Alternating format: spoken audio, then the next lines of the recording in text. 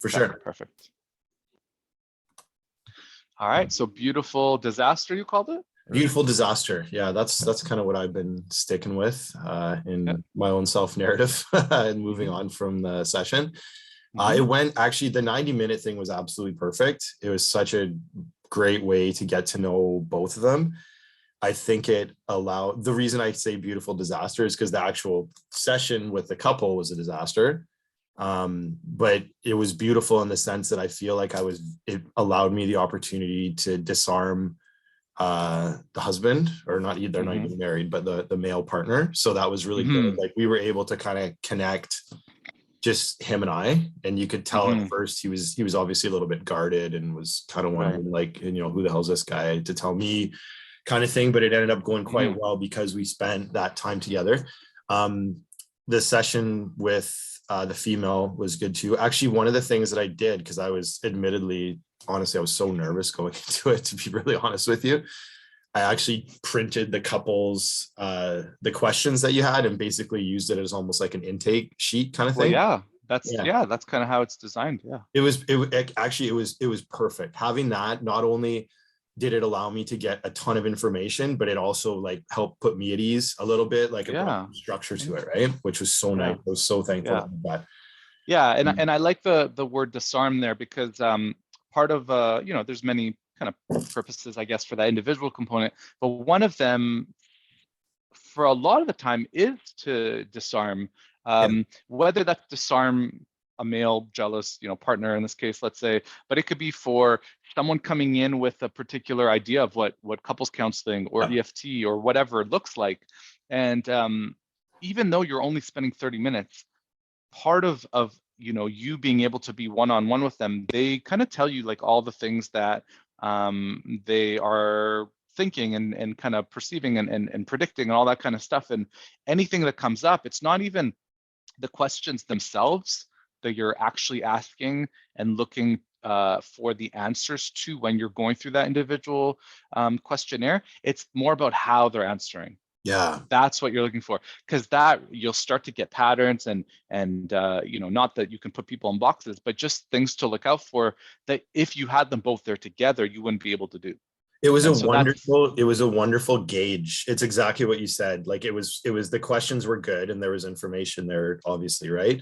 But it was more, it acted as a perfect gauge for me to both, like, it was great in the sense that I was able to see the intention of both of them. Like, right away, the one thing I picked up right off the bat was the male versus the female. Like, the female was like, I'm really here to work on the relationship. He's so mad at me all the time. Like, there's been previous infidelity, just an absolute like boatload of issues. But she was talking in terms of the relationship. I want us to work. I want this to work. Whereas when I was, the question of what are you expecting out of couples therapy? What is this process? What do you think it's like, almost, right? And he's like, yeah, like, I want to know every detail about the affair. I want to know this. I want to know that. Like, you could tell he was almost there. Like, he sees it as more of like the space to put her on trial for the infidelity, whereas she's saying, and I'm sure that's common, in that sense, but she's saying, hey, like, I really want to work on the relationship. I want to, she was talking in terms of we, as opposed to where he's thinking like, this is about me. I want this. I want that. I want to be able to walk away from this with this very tangible result. So that's the beautiful part, in the sense that you got to learn a little bit about both of them and where they're coming from. And what about the destruction part? Is that where they came in together for the last part? So oh man, so this relationship, sounds like it's been pretty much a disaster almost since very early on. So they've been together less than a year. They aren't married. They're just, boyfriend and girlfriend, I guess you would call it. And pretty much right away, so they met, he was in recovery. She obviously wasn't. So the reason that they met is he, like, a friend of his in recovery wanted to go out and hang out with this girl. So he needed like someone farther along in the program to be able to someone more senior kind of thing, he described, to be able to like take him on outings. So they met basically because of that, right? Yeah. And are they living together? They are now. So they started again as of literally 22 days ago. Okay. And previously weren't. So it sounds like it's been a very dynamic relationship right from the start. I'll say basically they met, things were really good, but then they started to go downhill really quickly. They both have issues with addiction.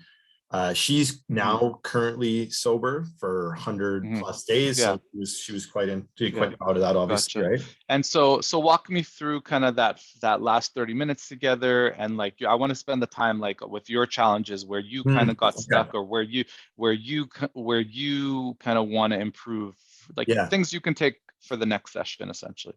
Perfect. That's exactly what I need to do. So one of the things that was extremely difficult, like I was working towards an enactment, right? I did the psych ed around EFT just a little bit, and even just kind of explained to them like what the goal was, how we're like trying to go a little bit deeper in terms of like the emotions behind what we're feeling, like that dance that we're doing with each other that you probably both know so well that it happens without you realizing it. And you'll walk away from situations and go, man, why did that turn out the exact same way every time? Right. Okay, but the problem was, so I was, trying to do that, but they immediately just started going at it. Like to the point where like it was just really turned into like he said, she said, almost. The female actually wasn't, the male's definitely like, you talk about pursuer and withdrawer, like he's like almost the aggressor in that sense. Like he will just batter her with accusations, with nothing's changed, you're useless. Like, yeah. So that's what we call a male pursuer. So male pursuers do get to tend to be more like on the aggressive side.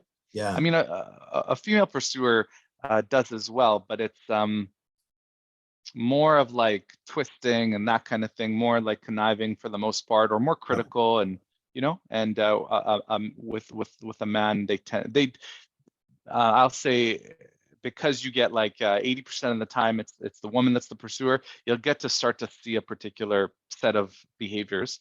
When it's a man, it's very different. I noticed like a male pursuer, like the behaviors look very, very different, even from themselves, even from each other, even though it's the smaller 20% of the time. It's harder to read. It's harder to categorize. Yeah. So I was trying to basically like, so he immediately started about like the affair. Oh, you were, for the first 5 months, you're telling me you love me and you want to be with me and everything was great. And then I find out you're, with your, hooking up with your ex the whole time, and like nothing's changed, nothing will ever change, and basically just like was sticking to that. And so I was trying to say like, hey, like it sounds like you're coming from a place of really sincere hurt here, like that's got to be something that's been really tough. But it was just so hard, and he was able to go deeper in the individual session, almost like he was able to name some of the feelings he was having. And I just like her in the room, like it completely triggered him to the point of like I couldn't. And then I was sitting there and I'm like, man, like I don't know what, like I was struggling, like should I jump in and referee? What I hear you saying is you try to kind of go with him, but it didn't stop escalating. They kept going, right? That's what you're saying. Well, but escalating in the sense that she was like, the only reason that we're even able to have a conversation right now is because you're here. That's exactly what she said. She's like, this is the most we've been able to talk about this since ever, because he would just scream me. He basically would just scream her stupid to the point he's screaming at her, and it never gets anywhere. Whereas I was, and then I felt kind of like I was the one trying to slow him down, and I was also balancing not trying to seem like an authoritarian figure or a referee, right? So it was tough. So just her response tells you that this is sort of where we come up with the statement of even doing bad EFT is still good therapy, is good couples therapy. Because she's basically saying, if we were at home, it would be even worse right now. Talking at least, right? Exactly, right? So here's one thing to keep in mind when you do see a couple engaging in this way. I'm not saying it was a mistake or anything, because it can work as well. But generally what you want to do is bring it to the cycle, as opposed to what it sounds like you were trying to do, which was to validate him or to have him, like because he was, and I make sense intuitively, why he's the aggressor, let's calm him down, right? But But really what you want to do is help them zoom out for a second. Because sometimes if you just go to him, he's gonna on some level think, oh, he's trying to calm me down, I'm the problem. And then it doesn't stop.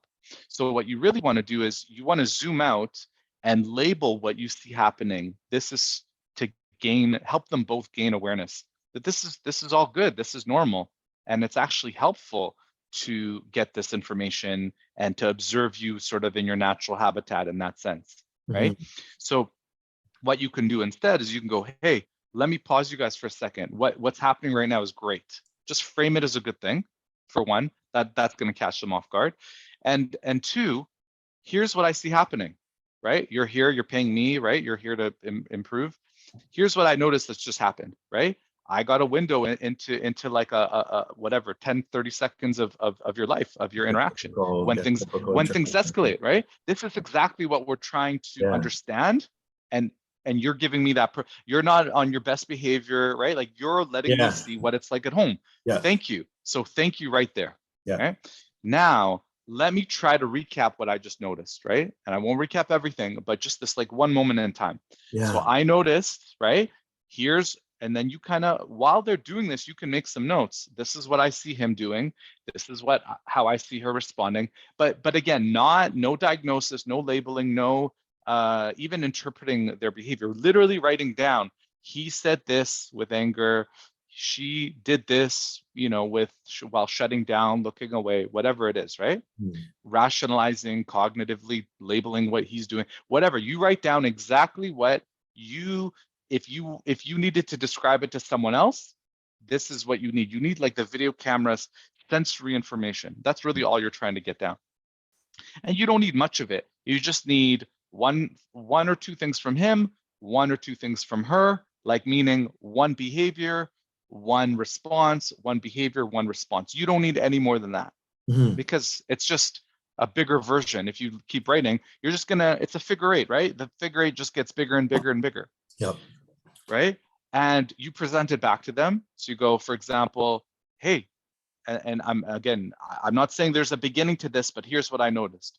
You said this in this way, and then I noticed you responded and reacted in this way, which made you do more of this, which made you do more of that. Yeah. That's it. That's all you need. Right?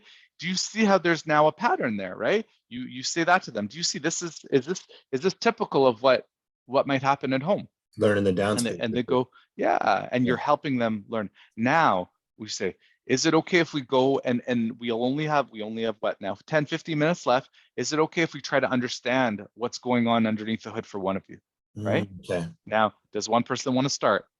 Sometimes I give them the option. Or, hey, is it okay if we start with you? I would start with him in this case, right? Yeah. But not necessarily. I might start with her. I like starting with a withdrawer, right? But either way, there's no right answer, right? Whoever you think you can get further with that day, right? In the amount of time that you have. Whoever maybe you can connect with more, whoever you think is more connected to their feelings, right? Also, it's something to keep in mind. Who is going to allow that expression in? That's sometimes the harder part. So if both of them were vulnerable, the other person that's not the one expressing, who has a better chance of letting in if that person did get to that point where they are able to drop down? So if he got soft, would she be able to hear him? If she got shored up and became more vulnerable, would he be able to let that in, right? So that's the other thing, right? But ultimately, it doesn't really matter. You just pick one, right? But just by labeling what you notice, that's already going to calm them down. Yeah. Right. And if you can do it in a confident way, right? I don't want to say authoritarian way, but in a confident way where you're interjecting at the time where you go, perfect, thank you, that's amazing, you just gave me all that information, right? You're really happy. I would rather have them fight in the moment than the other extreme, which is just like, I don't know. Yeah, or they have no additional information to provide you. Yeah, they're both very animated. There was no shortage of. I prefer that, right? Yeah. I don't need a story. They're right there in front of me enacting their cycle, so I don't need anything else. Yeah. It's like you skip to that second step in the first stage of EFT. Yeah. That's what you get to. You don't need assessment. You don't need anything else because it's right there and there. You don't need to say, if there's a camera in the room, tell me about your fight last Wednesday. You don't need it. They're doing it. Right? Oh, they were on full display. That's right. And not only that, you've already got them feeling their feelings, even though it's their secondary feelings. It's not a far away, it's not a big coin flip, or it's not a big leap to get them to their primary from their secondary. They're there. It's there. They can feel it. Yeah. So let's say you started with him, but does that make sense? This is how you break up a fight. This is I like this. So that's exactly like reflecting on that. Like that was the one thing I struggled with, was trying to interject into like I said, I felt like that referee mode almost, where I'm trying to interject in a meaningful way. One of the toughest parts was he just goes a mile a minute. Like you cannot stop this guy. Like when he starts talking, right? Like he just goes and goes and goes. So I think like my biggest challenge there was trying, and I kept trying to go with her, because one of the complaints from him was, oh, she never says anything. And she's like, why would I say anything? You just would, not safe. Just scream. You just scream at me till I stop talking anyway. So it's just easier to like take the verbal abuse. Right. So I think that's going to be, I like that. I really like the thought of pulling back, and because that would take them off guard by saying that absolutely would. I could tell they're willing to one thing I noticed is they're willing to defer to me in terms of like, we're here for a reason and he's here to help us. That's the one thing I saw a lot of promise as well. They weren't like, oh, who's this guy? And like, what's the point? Right. And part of it too is when you're labeling something, you're labeling it as a positive frame always. You're not labeling it as you're losing control, right? You're labeling it as you're passionate, you're fighting for your partner, you're acting out of a hurt place, right? Of course you would be this way, right? She slept with someone else or whatever. Of course you'd be upset. Of course you'd be hurt. Of course you'd want to know, where she is all the time. And in this case, you said why she had acted like she loves you and then did this thing, right? Like it makes sense. It always makes sense, right? So that's always going to disarm the person, that you're on their side. You're not there to say that what they're doing, even the anger. I'm not judged. That there's some there, and there's I'm not trying to censor your anger either. It makes sense why it's there. I'm not trying to, and so part of that is really being comfortable with all that, right? You have to show that you're comfortable and that there's no, the limits, the actual limits of couples therapy of what is allowed and not allowed is quite broad. You're comfortable with the swearing and the yelling and whatever it is, right? Now, it doesn't mean you let them do that for an hour, right? But it means that you're comfortable, and you're also comfortable interjecting and letting them know that that you're going to take that energy, you're going to move it somewhere that is more constructive, because right, like there's no reason to be afraid of it. They're safe. They're here working on the relationship, and anything they have done at home, right, they're generally going to be on better behavior here. So it's always going to be a lesser form of whatever it is that they've been able to survive that.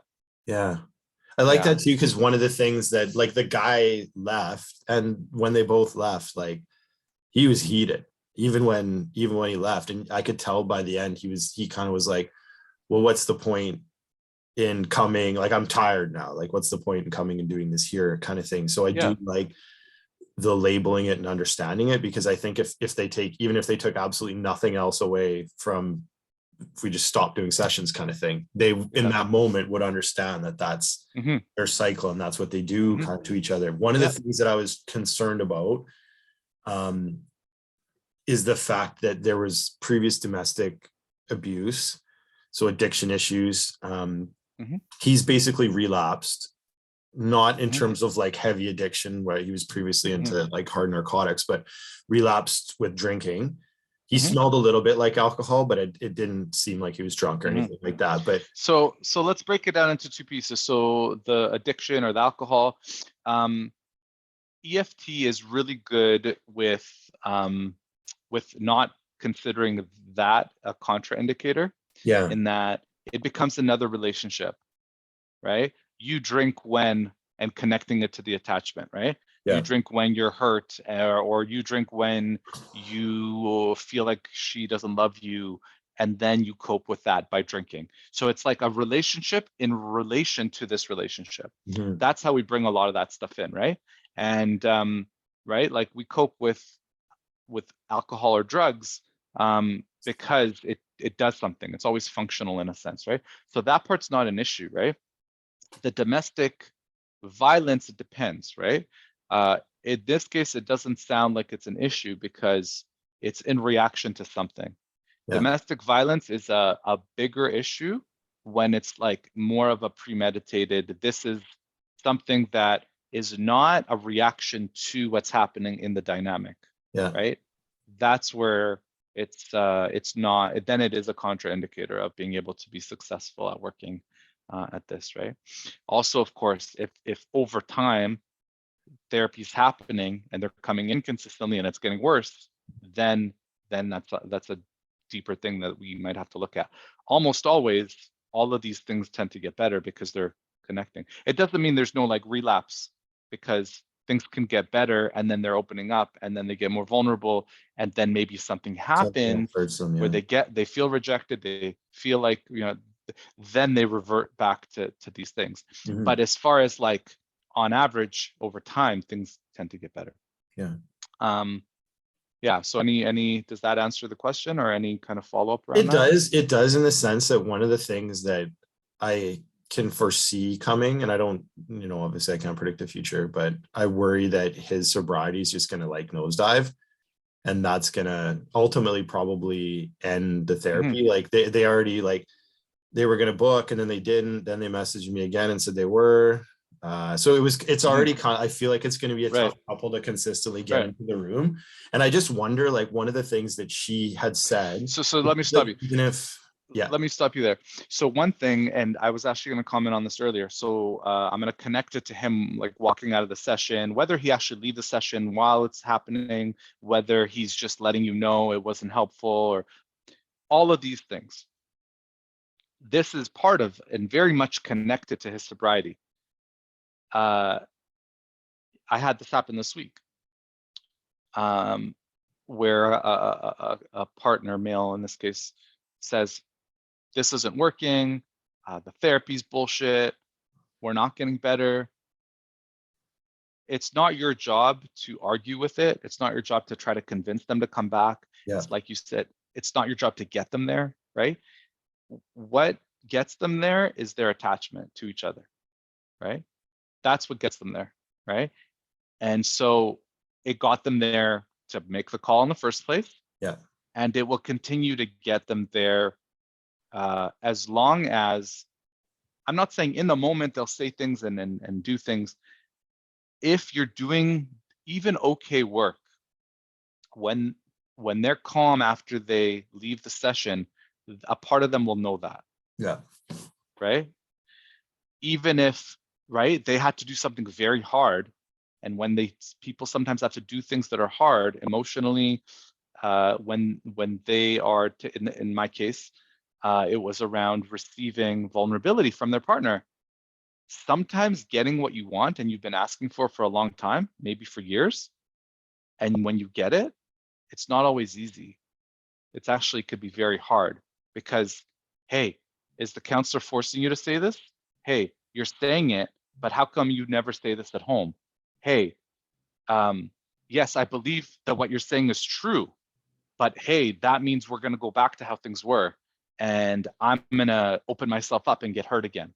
It's nothing to do with what's happening in the room right now. It's everything to do with, I like this, but I'm worried for the future, right? That's what it has to do with, right? And so they get demoralized, they feel hopeless. If it's in the beginning of the session, you could do something about it because you're going to bring it into the session. If it's at the end of the session as a result of what you're doing, that's okay, right? It took an hour or two after our session for him to come back and apologize to me in text and say, look, yeah, I do want to book next week. Actually, can you book tomorrow? Like, and this was yesterday wanting to book for today. And their session was 2 days ago, I think. Yeah, 2 days ago.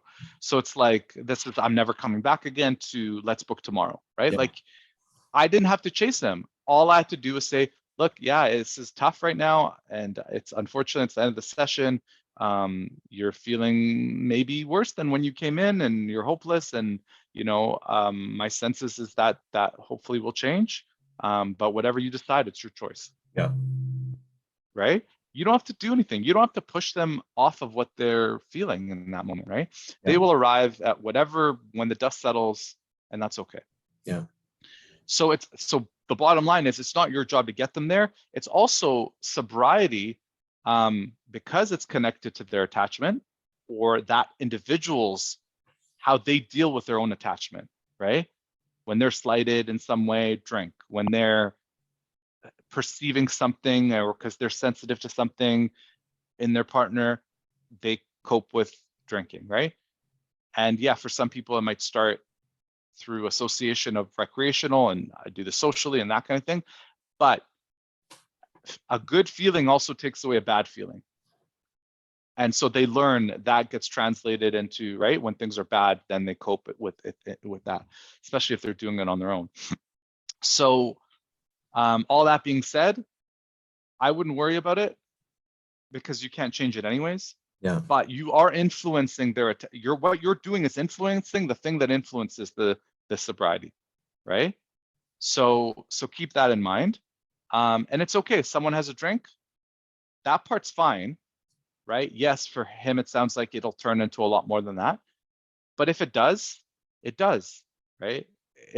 You are dealing with them only when they're right there in front of you, right? And in between sessions, you're dealing with them insofar as you're just scheduling the appointment. They cancel last minute, right? Yeah. It's okay, right? It's part of the process. And yeah, they might have more trauma than your average couple, and both of them do. And that's why they found each other. But sometimes those are easier to work with than people without trauma.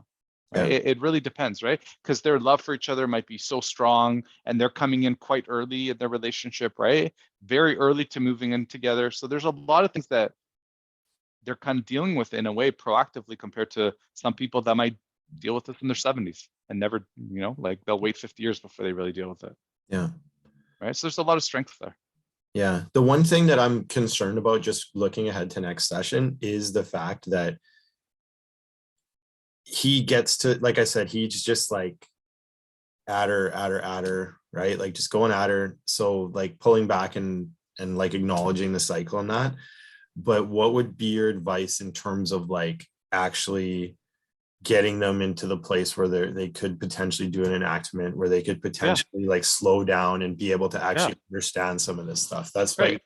my goal, is even one enactment for next session. Absolutely. That's the perfect goal. So as soon as you reflect the cycle back to them, what do you do next? You're going into either one of their experiences and moving towards the enactment. That's literally what you're doing, right? And when you do that, what are you actually doing? You're giving him a new channel to communicate through, because the anger is not getting him what he wants. It's getting him secondarily what he wants, in the sense that she will sit there and take it and listen, or pretend to listen, because she's really shut down and dissociated. But that's not really what he wants, right? What he really needs is he needs to go to that other channel, express himself, and actually get to feel like she cares about him, and get the ultimate need, which sounds like it's connection from him. Well, I mean, in the short term, it might be more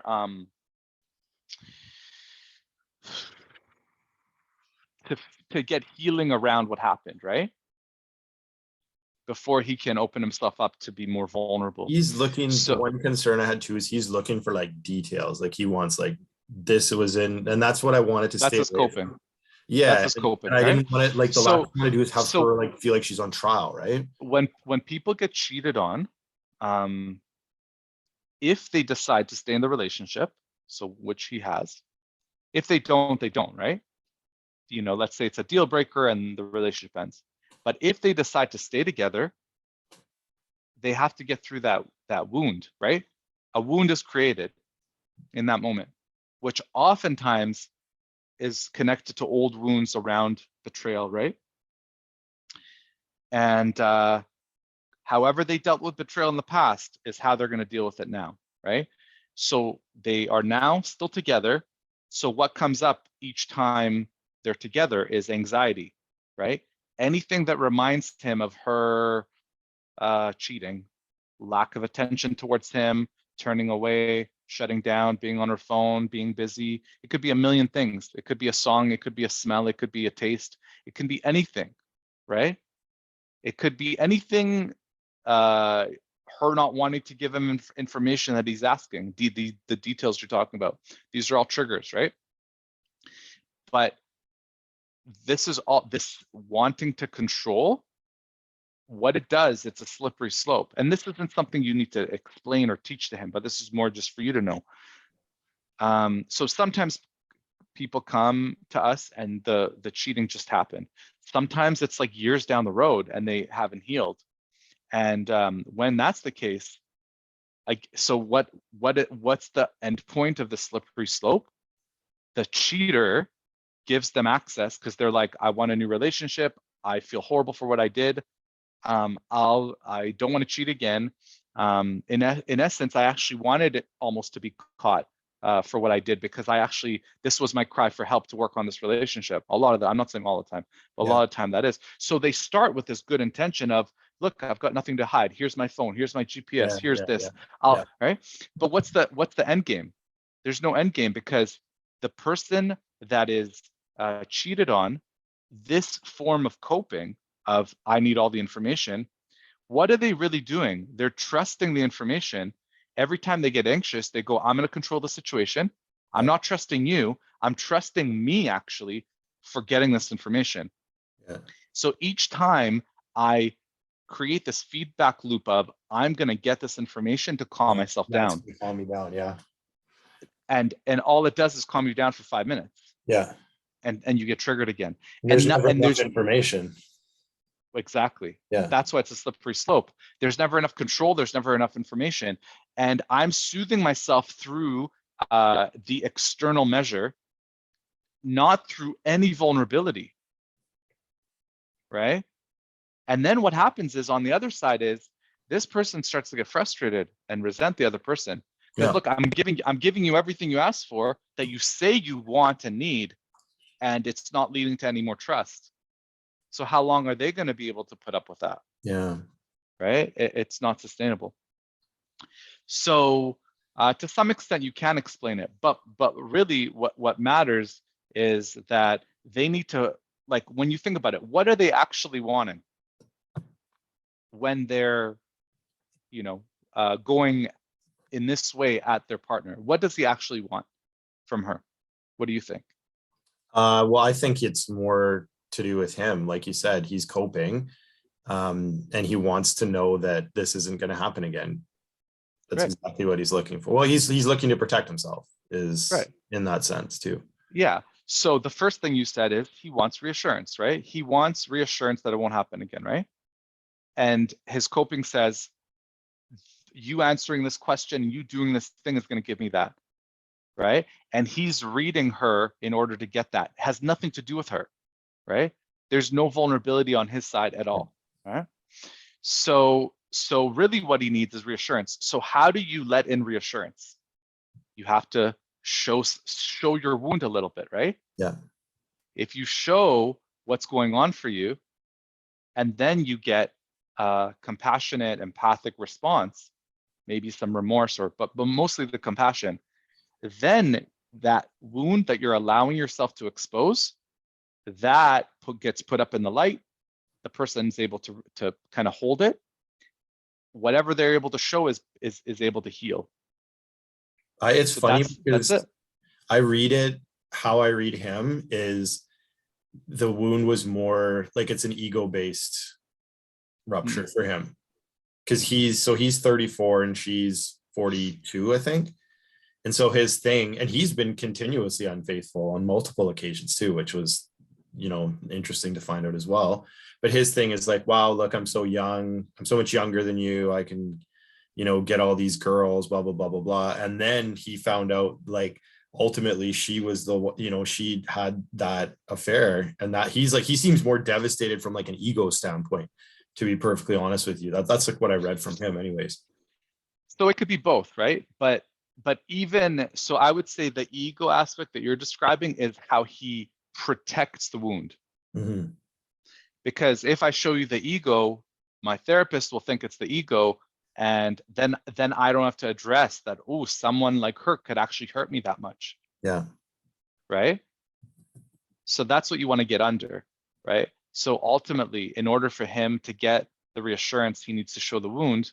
And so generally with affairs, you don't always have to get to them, because if you do your normal EFT process, the person will feel like they matter and the love is created, and it's not necessary.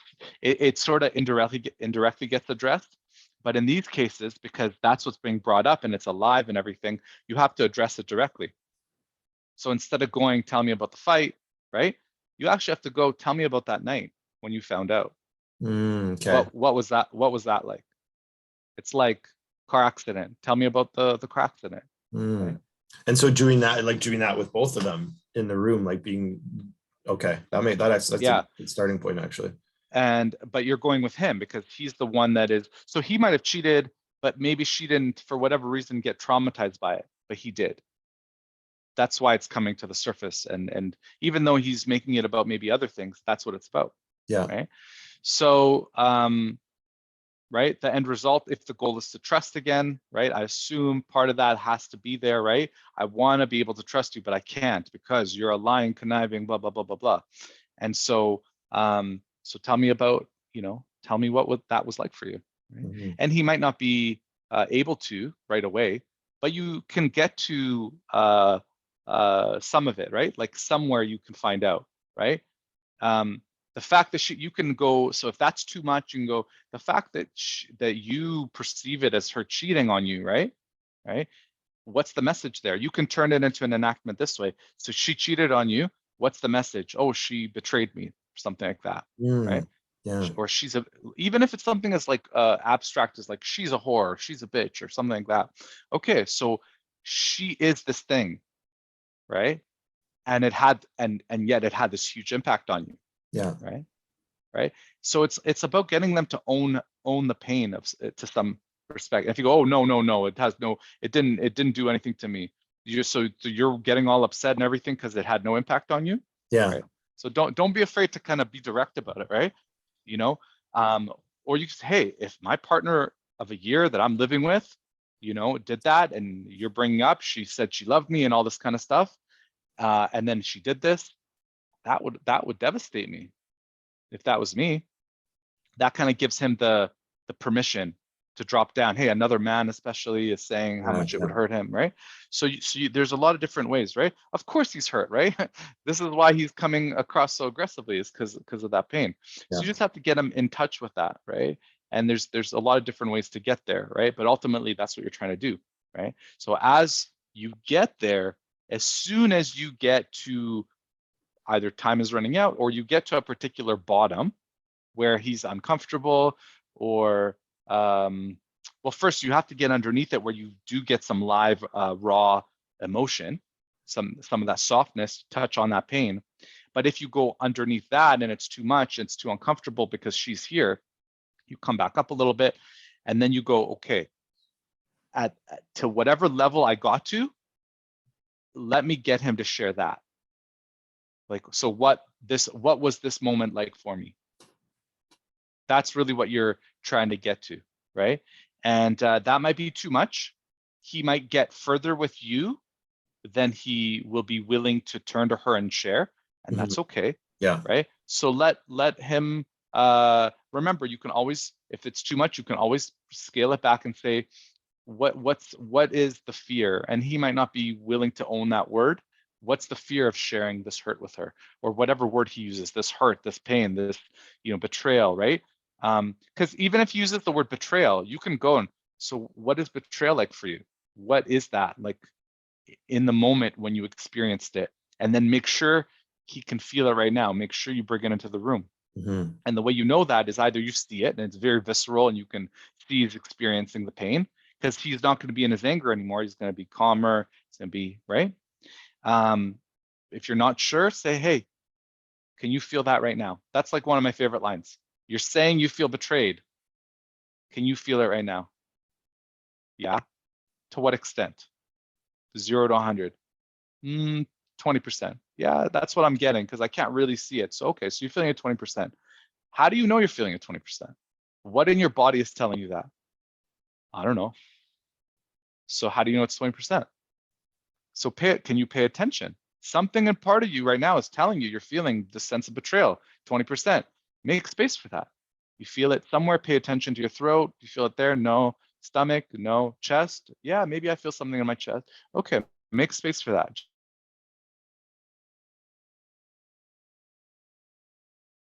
Just sit with that for a moment. You feel it now. Okay, yeah, now I'm more connected to it. Can you share that with her? Turn to her. Look, or first, see what his reaction is. To what extent do you feel like you can share that with her? Yeah. Right? If his body is saying, oh no, hell no, then you go, okay, what are you worried about? What do you expect her to say in response to this? Or look at her right now. Can you just look at her right now? What's the look on her face? Right? You're trying to gauge, is he, when he actually looks at her, because he's in this sense of, pain, and he looks at her, his default when he thinks of sharing pain to someone that's important to him is no, hell no, don't do that. That's about his past, right? But if she's looking at him and she's like really receptive, and you get him to look at her, and you ask him, what does it look like, right? She's been hearing all this. Does it look like she wants to hear it? What are her eyes telling you before you even say anything? Based on that, you go, okay, can you let her know how hard this is for you? Right? So it's like you find out, you gauge the window of tolerance. What is he comfortable to share in a vulnerable way? Because even though he shared betrayal with you, maybe he's even crying, looking at you, but if you get him to turn, his tears will turn off. Hell no, I'm not sharing that. Yeah. There's a huge thing that happens when a person looks at their attachment figure, right? You could have one person like sobbing, and then you ask them to do that to their partner. She just saw me do that. Why do I have to do that to her? Right? Like you were just sobbing and you can't look at her, right? So it's like you want to gauge the window of tolerance when it comes to actually that right brain to right brain connection, him looking at her. And if it's too much, think to yourself, what is he willing to share within his window of tolerance?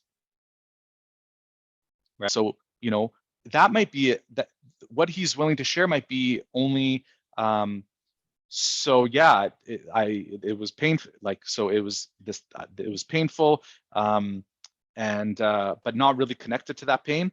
And so when I get triggered, or anytime I hear a message about you being distracted, I think to myself, you want to cheat on me again, and that gets me really mad. And so how I cope with that anger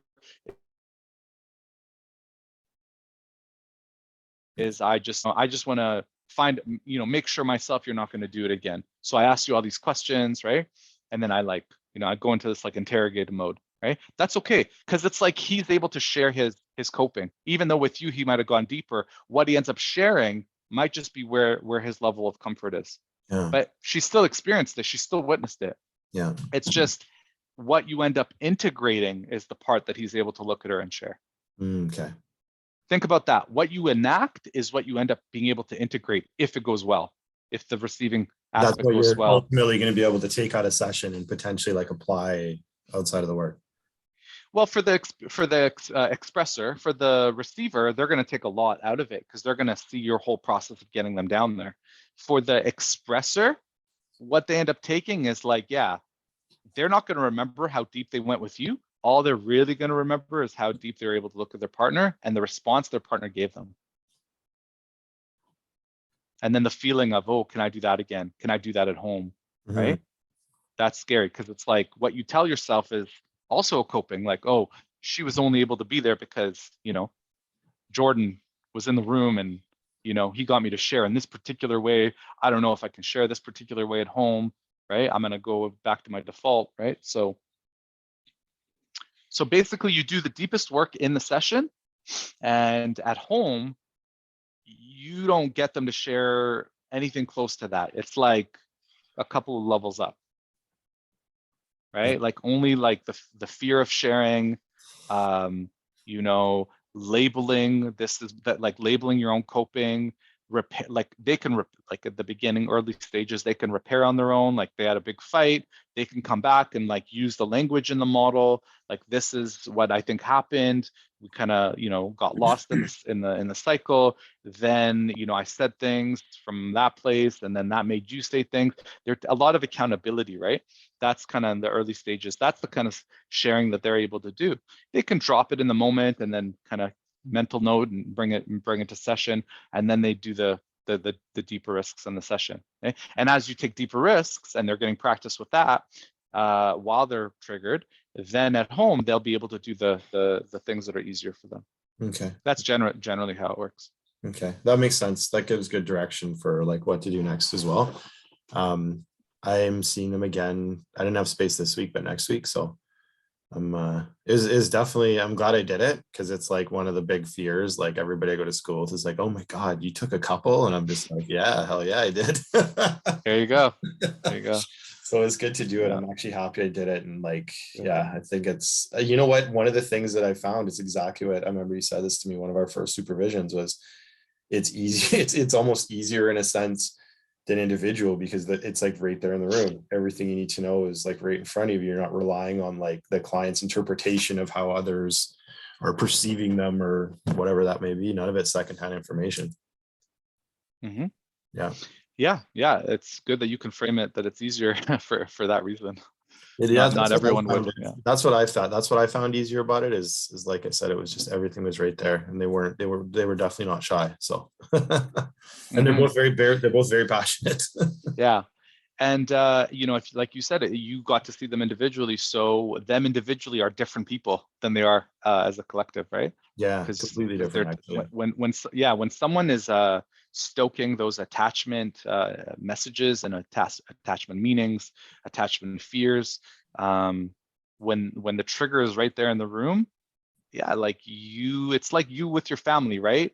Versus you as a therapist, right? Yeah. You're not going to get triggered by your clients in the same way that you will with your partner, or your parents, or someone you have like a deep dynamic with. Yeah. Yeah. Cool. Can I just play you a little bit of tape? No? Yeah, let me stop this.